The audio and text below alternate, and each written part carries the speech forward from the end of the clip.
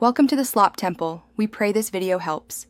You start by opening Capcut and dropping your chosen clip into a new project so you can work immediately.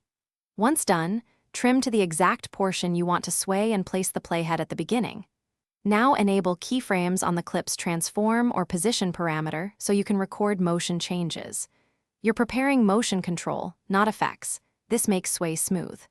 Make sure the clip is selected and you can see the position, rotation, and scale controls before moving to the next step. You'll now build the motion by adding successive keyframes. First, set a baseline keyframe for position and rotation at frame 0. Then move the playhead 8 to 12 frames forward and nudge the X position by roughly 20 pixels and rotate by about 2 to 4 degrees to one side. Once done, jump another 8 to 12 frames and apply the opposite values to create that return motion.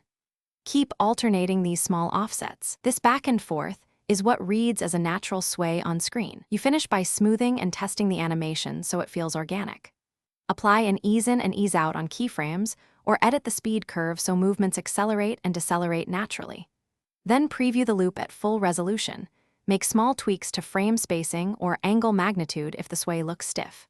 If you see jitter or clipping at edges, reduce the pixel offset, use sub-pixel adjustments, or enable GPU preview to stabilize playback. Export when satisfied, and keep a copy of the keyframe pattern for reuse.